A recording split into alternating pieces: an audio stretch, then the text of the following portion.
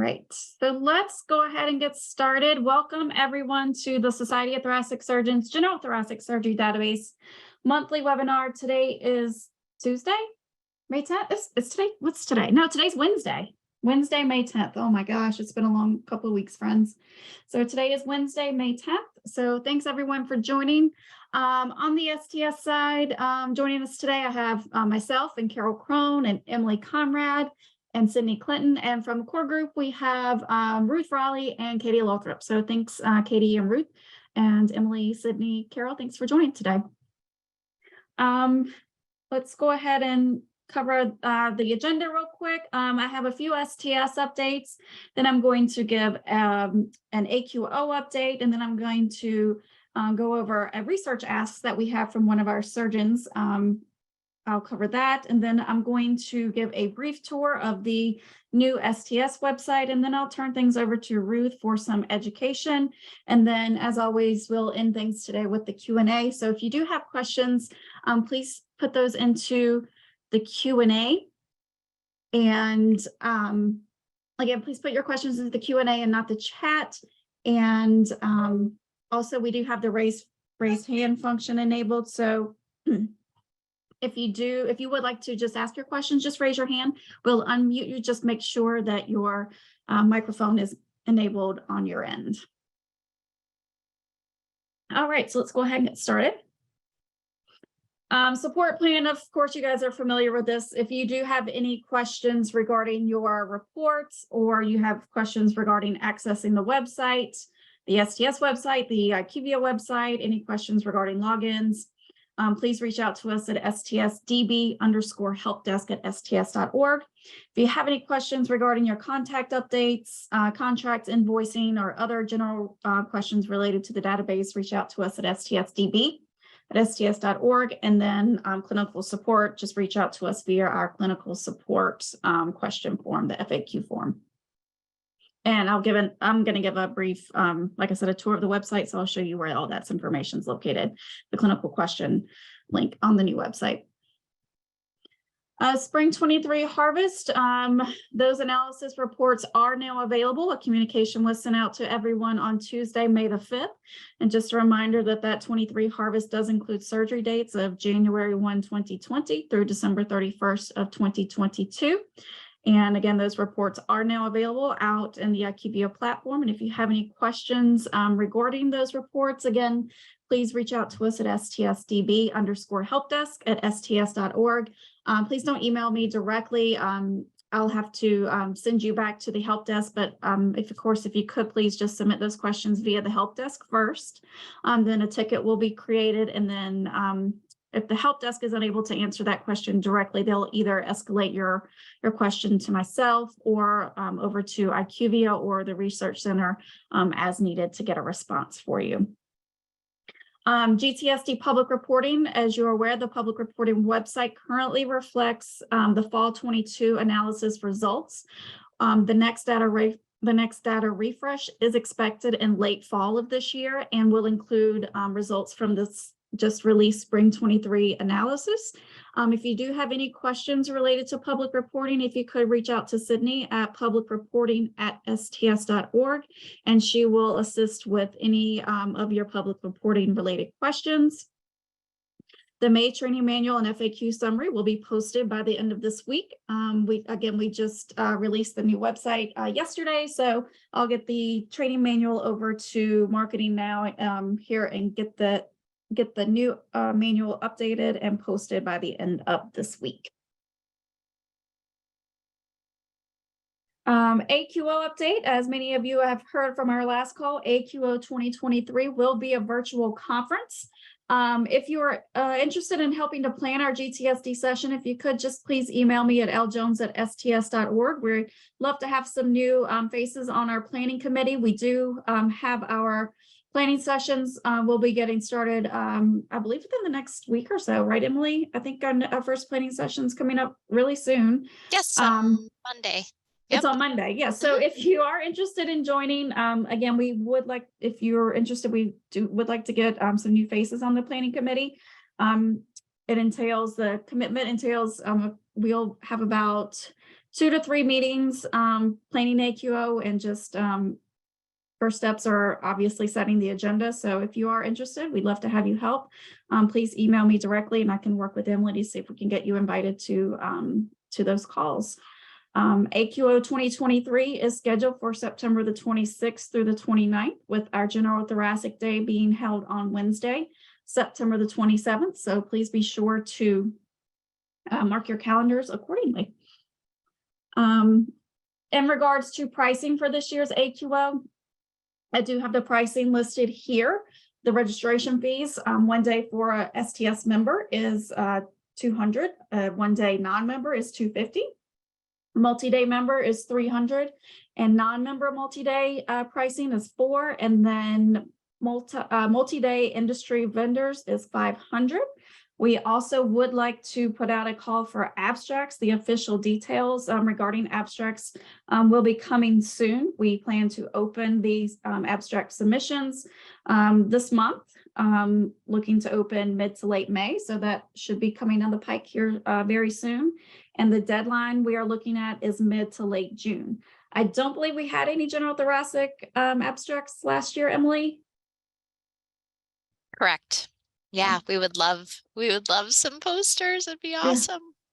Yeah, please. So if you have any quality improvement projects going on, or some research, please reach out. We would love to have some posters this year for general thoracic. All right. Next, I wanted to cover a question or an ask that we had from one of our surgeon leaders. Sorry about that. From one of our surgeon leaders regarding laterality. So he is in the process of doing a paper, and he is interested in the differences in right versus left pneumonectomies. And from what he's seeing right now, right pneumonectomies carry a higher mortality rate for unclear reasons. And if you remember back in 241, we did not have a laterality field. So what he is asking, he is proposing, he has asked if I would mind reaching out to our data managers and asking if you would be willing to provide laterality for your pneumonectomies, for your 241 pneumonectomies. Again, this is not mandatory. This is a one-time ask. If you are interested in helping out with our, helping out, we would greatly appreciate it. Over the next week or two, I'm going to be sending out an email along with site-specific with a spreadsheet that lists your patients and the record IDs that have these pneumonectomies. And as you can see, this is exactly what the spreadsheet looks like. I took a sample snapshot from one of the spreadsheets. And if you could just, if you would, he's asking if you would just look up these cases here and simply provide the laterality for each of these cases, simply right or left in the spreadsheet. Again, this is not mandatory. It's just a one-time ask from the surgeon.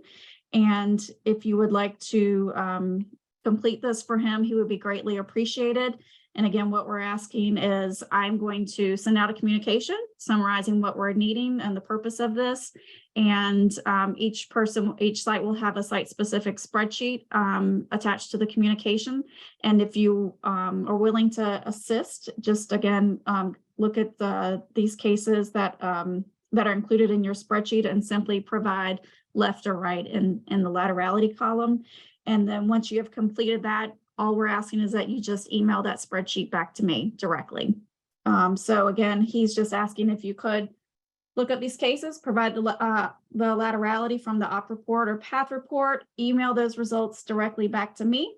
And he's hoping to get this feedback back by July 1 of this year. So again, just a one-time ask. And again, I'll be sending out an email communication over the next week or two. It's a lot of emails, a little over 200 sites. So again, if you have any questions about this, once you get the email, please don't hesitate to reach out to me. Happy to help in any way.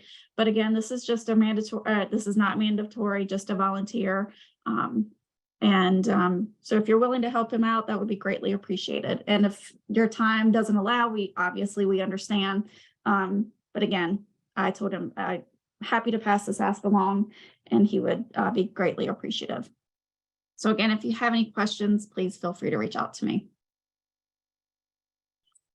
As I mentioned earlier, the STS did launch a new website yesterday. So I'm not sure if many of you have had a chance to check it out. So I just wanted to give a brief tour of the new website. Let me go ahead and pull this over. So for those of you that have not, if you have not logged in lately, the STS website did go into a new redesign that was launched again yesterday. So things are looking a little different. So this is the new homepage for the STS website, and I'm not going to spend a lot of time going through all the tabs or anything. I'm just going to focus on mainly what you as the data managers are needing access to.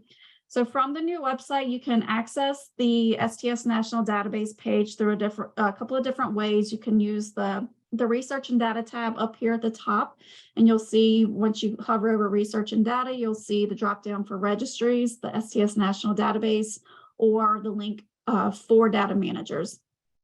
Also, you can browse by surgeon, resident fellow, allied health, data manager here, or industry. So I honestly have just been accessing the page through this drop down up here. I would just click on for data managers. That'll take you to the page that you will be using most for your work purposes. I wanted to point out that access the database here. So if you click here, this will take you directly to the IQVIA platform. So that's not accessing the STS National Database, that's accessing the STS National Database within the IQVIA platform. So again, that access database will take you to the IQVIA platform. If you scroll down here, we have a table of contents over to the left with the hyperlinks to get you to your specific section or your specific database. Data manager guidance here, we have our information on our data manager mentorship program, our STS National Database news. On this page here is the clinical question request form. So you'll just click on submit a request, and that'll bring you to the form to complete your clinical question. And then we have our links for contact and support. We have our essential forms and resources here. So one of the top questions I get asked all the time is, where do I access the participant contact form? I need to update our current contacts. So that information is found here under the essential forms and resources. We have our participant contact form as well as our Schedule A for those needing to add surgeons. We also have our list of software vendors, STS IQVIA uploader instructions, participant role descriptions, participant and platform roles. So all of that information is located here. We also have a few how-to videos. And then if you continue to scroll, this is where it takes you down into the database specific pages. So again, we have our adult cardiac, and then you can just click on general thoracic. And here you can access the data collection resources. I'll click here in just a second. Our harvest deadlines information is found here. Our webinar information is located here. For our webinars, you can view our past general thoracic webinars by clicking on this button here. It'll take you to our YouTube page, so you can access our webinars here. We don't have, oh yeah, the slide sets are here, and also the most recent GTSD webinars here. Sorry guys, I'm still getting familiar with the website as well. So the most recent webinars here, and you can view the slide deck here. Again, the past GTSD webinars are here. And if you click on our access data collection resources here, we'll take you to the version 521 training manual, FAQ summary, and all of your data collection resources, as well as the version 241 information, the training manual and the data collection resources for the latest two versions. If you operated on it earlier, sorry, don't, no one should be entering in an earlier version of the GTSD, but if you have any questions, just reach out to us. But again, there's all the information that you need. If you have to access public reporting, of course, go under research and data and scroll over STS public reporting. Information is located here. Click on the STS public reporting link, and that'll take you to our STS public reporting website. And you'll see the options here, and just click on General Thoracic Surgery Database, and that will bring you to our GTSD public reporting website. Of course, I just encourage you to go out to the website, click around, find your way. I'm still doing the same thing, so we appreciate your patience. If you have any issues with the website, again, reach out to us at stsdb@sts.org. I'm happy to help in any way. All right. Again, that was just a super brief, super quick overview. I'm going to turn things over to Ruth so she can provide her education portion, and then I'll go through the questions, and then we'll get back to questions after Ruth is done. All right, Ruth. Okay, thanks, Leanne. A few quick educational updates. For sequence 4140, unexpected escalation of care, we made the decision recently at the core group meeting to align this measure or metric with the way that we've answered for many of the other sequences. So if your patient requires a higher level of care, but they or their family refuse the transfer, you would code yes to 4140. Go to the next slide. For the sequences 1880 through 2000.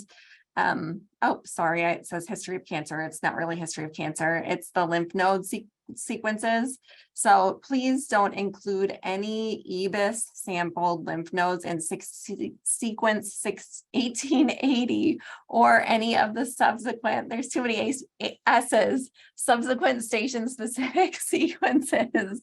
So it'll say in the training manual, it's like, station 1, station 2. You're not going to count EBIS sampled lymph nodes in any of those responses to either sample or positive. Please, the next slide, and hopefully it has no S's. Sequence 3670 post-op procedure. So the question was, in the training manual, it states this data field does not include EGD with or without stenting. Is the same true for a patient who has an intravascular valve placed via bronchoscopy for an air leak following a lung resection? This is a newer procedure. It's become very in vogue at our site as well.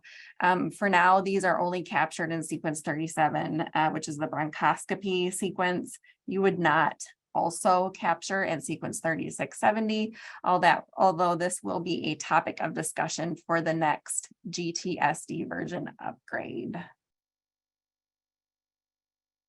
And the last one, so sequence 3800 pneumothorax requiring chest tube. There was a rash of subcutaneous emphysema across the database. I got several questions about subcutaneous emphysema.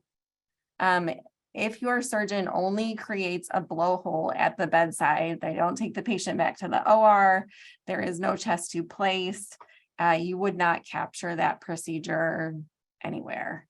It just is what it was, it happened, and it is not captured. If they do a blowhole and they also put in a chest tube because your patient has a pneumothorax, then of course you would capture that chest tube in sequence 3800, but not a blowhole in isolation. And that is the sum total of my educational updates for this go round. Although I look forward to some exciting case scenarios at our next webinar. Yeah, so our next, yeah, absolutely. I'll get to that in just a second.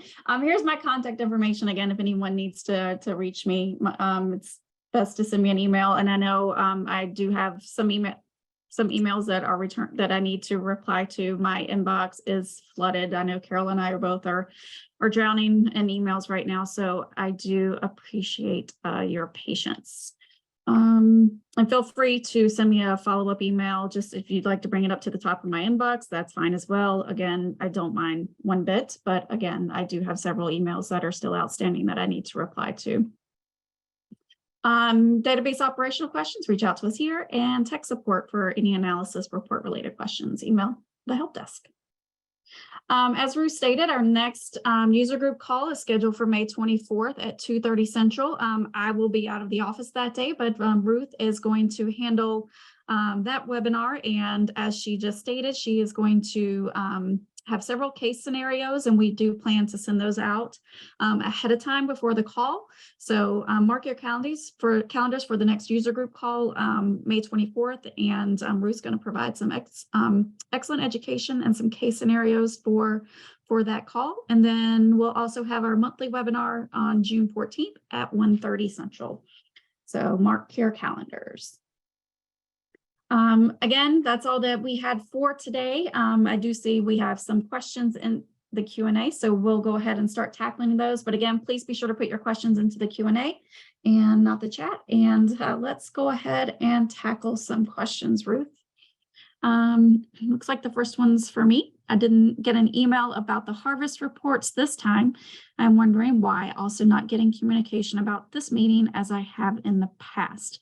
If you could shoot me an email indicating that exact information there, what I'll have to do is follow up with our marketing team to see if your email is getting bounced back, or if it's getting blocked for some reason. They can tell within their whatever, I think, Click Dimensions or program that they use, if their emails are going through or if they're getting blocked on your end. So if you could just reach out to me, and I'll work with the marketing to see what's happening, possibly with those communications to you directly. When do you expect the spring 23 harvest composite rating summary to be posted in IQVIA? I am working with the research center to get that information. So hopefully I should have that posted by the end of this week, if not the first of next week. I'll be sure and have IQVIA put a notification in once that information is posted. So if you check the platform, I'd say by Friday, just check the notifications. And if it's posted, there will be a notification there. If not, I would check the first of next week. So that information is coming as soon as possible. So thank you. I've only been a GTSD abstractor for 1 year.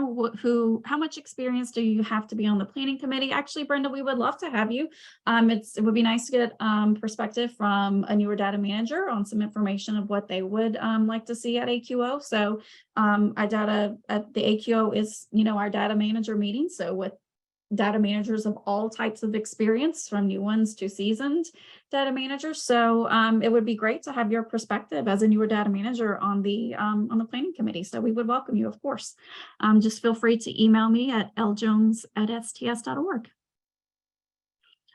Surgeons have not been consistently assigning ECOG to patients in the medical records for an audit. Should I ask the surgeons to go back over the surgeries and assign past ECOG? This is Ruth. You don't need to go back and enter them for your audit specifically, as long as you left, as long as you weren't inputting an ECOG if it was not indicated in your medical record. From the perspective of having the best data and having the best risk adjusted data, your surgeons may want to go back and give you the ECOG scores, because if there was no ECOG score entered, the way that the data is analyzed, it's going to default your patient into the lower risk, the lowest risk for that ECOG score. So you might want to go back and do that just for the impact to your star rating. But for an audit, as long as you entered the data as it was in your record, you will be fine. Yep, agree. And definitely I would highly recommend getting them to start assigning that ECOG, because like Ruth said, it gets imputed as the least risk. So definitely want to make sure they get the appropriate risk assigned. It's to their benefit. Mindy, are there videos of the surgical procedures on the new website? That would be helpful. Mindy, to be honest, I'm not sure. I haven't perused the entire website yet, but if they're not, happy to give feedback to our marketing team to so just, you could feel free to email me, and I'm happy to pass that along to our marketing team. But yeah, to be honest, I'm not sure yet. I haven't had the chance to fully peruse the new website yet. Where do I find old webinar slides, the PDFs? Nicola, that's a great question. It looks like right now our marketing, looks like we only have the most recent slide deck out on the STS website. If you could email me directly, are you looking for specifically? How far back webinar slides? That would be great. If you could let me know, I could probably help you, but definitely email me directly and we'll see what how I can assist you to get the slide deck that you're looking for. One of my patients fell off my return to OR this harvest. They were in that category before a chyle leak. Is this because this is captured separately now? Their procedure was after 2020.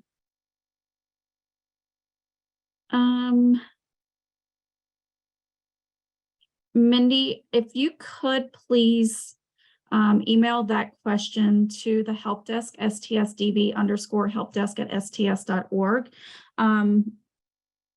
We would have to look at, or the analytics team would have to look into your analysis, your data set specifically.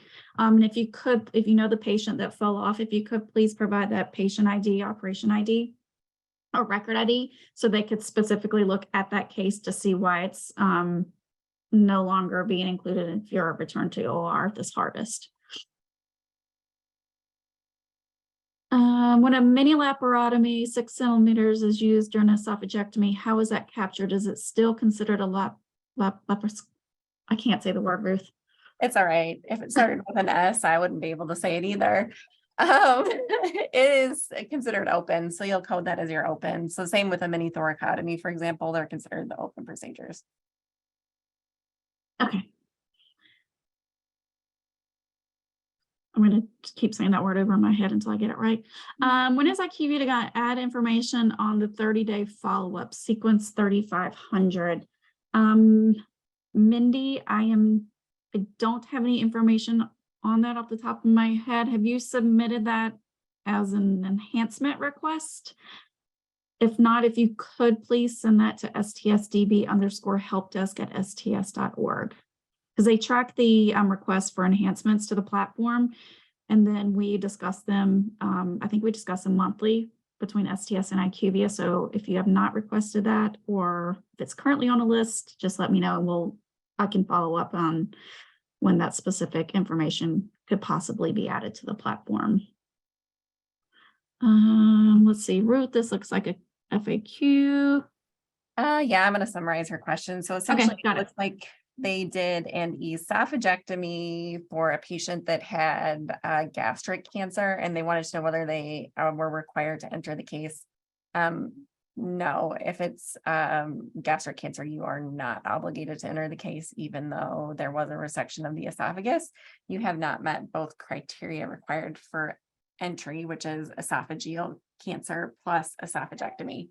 So you can omit this case unless your surgeon wants you to enter it, but it would be excluded from your analysis or your risk adjusted patient population based on the primary category of disease.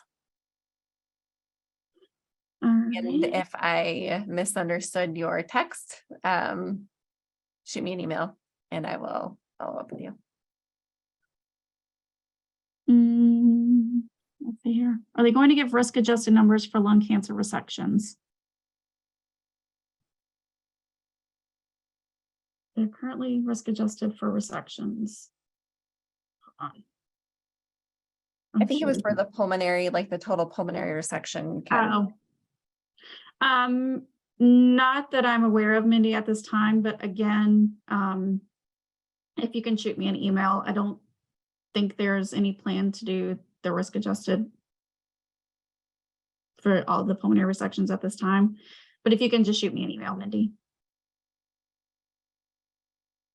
Regarding the ECOG question, Ruth, to clarify, did you say surgeon can give us an ECOG on a case that we currently don't have and keep a spreadsheet of those to provide for an audit, or would they have to amend the electronic chart?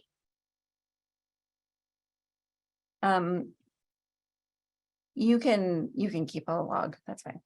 Is my feeling, but Leanne, feel free to disagree. Yep. I concur. I've emailed regarding PATH T-scores and histologies missing from my report. Has anyone else had this issue?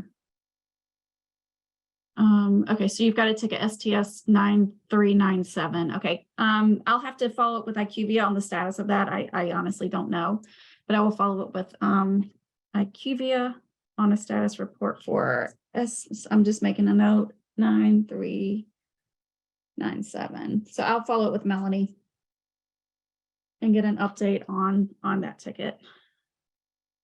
Thanks, Chris. You're welcome. Happy to answer your questions. That's what we miss. That's what we're here for. And so, yes, I am missing path on legacy reports for past due harvest. IQVIA is aware. So yes, so it is not just an individual issue. It is across it for other participants as well. So I will get a status update from IQVIA and see where we are with that fix. And Tammy, you're welcome. Okay. All right. Any other questions? In the new website, couldn't find information about audit, had to search it at the top. Is Emily still on? I don't know if Emily's still on. Emily, Yeah, do you, I guess do you we'll know? just have to talk to the marketing team about adding it to the database Oh, area. okay.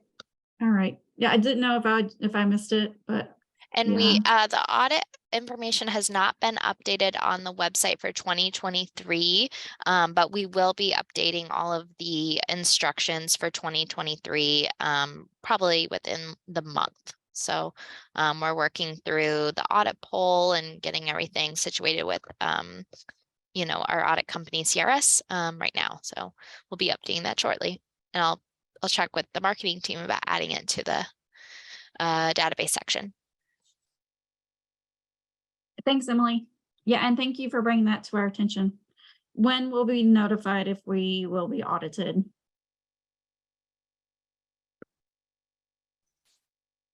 That's I would say within the next month, or by the end of May or early June. Thanks, Emily. And Lee submitted an ECOG log spreadsheet for an audit years ago and was told at the time that was not qualified. Let me follow up with that. I know that was years ago, but let us check, Ruth, and to confirm for the log for ECOG. Yeah, I'd be surprised if it wouldn't be accepted. I mean, there are so many things that I save in communication from surgeons when they clarify. I don't know why one would be different. Yeah. It might have been a different audit company. So, yeah, I agree, Ruth. But we can just, confirm for the next webinar. But I don't, yeah. If we were audited last year, is it possible that we could be selected again? So no, you would not be audited 2 years back to back. I would like to clarify that. So okay, yes, thank you, the Emily. PID the hospital or participant number would not be selected again for 3 years. If you are a data manager who is a data manager for multiple PIDs, you as an individual could be selected in an adjacent year. Thank you. See, this is why I should not answer those types of questions. That's fine. It's fine. No problem. I'm still the audit's still somewhat new to me, so I'm still learning. So thank you, Emily, for clarifying that. I greatly appreciate it. For wedge resections, Ruth, do we label them therapeutic or diagnostic by what the surgeon labels it, even if the wedge ends up being for primary cancer? So you're going to want to abstract your case based on the final case performed. Sometimes if you're looking at the top of your op note and like the procedures performed list, it doesn't necessarily reflect what the end was, but rather where they started. So my suggestion to you would be to clarify with your surgeon what those cases truly were. My surgeons got better about cleaning up the documentation a little bit for me because they didn't want me to have to come back and ask them so many questions. So I think it helps them to know where you're getting your data and that maybe the way that they're dictating their notes is a little bit confusing. And then you won't have to ask them so many times. But, if it was truly a, if all of the cancer was removed with a wedge resection, the patient's not going back to the OR, that was their definitive treatment, then it sounds very much like a therapeutic wedge resection, but your surgeon would have to clarify that for you. Awesome, thanks. And you're welcome for offering AQO virtually this year. We're hoping next year in 2024 to be in person, but yes, AQO is, virtual again this year. So, but we are looking forward to AQO this year. When you reference the latest risk adjusted report that is having some issues that you need to check into, one being the clinical staging part. So that's for the not the risk adjusted report.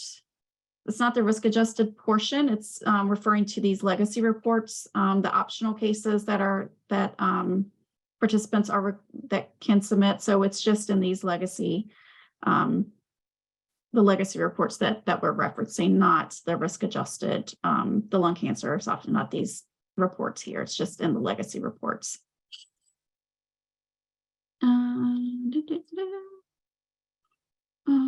Okay, let's see. I don't see any additional questions. I don't know, Ruth or Katie, is there anything I've missed? Or Carol, Emily, anyone? All right, so again, just a reminder, let's see if any other questions come in. The user group call May 24th, Ruth is going to be providing some exceptional education with case scenarios. So mark your calendars. And then our next monthly webinar is June 14th. So with that, you're welcome, Mindy. So with that, it looks like I don't see any additional questions coming in. So I'll be respectful of your time, give you about 20 more minutes back in your day.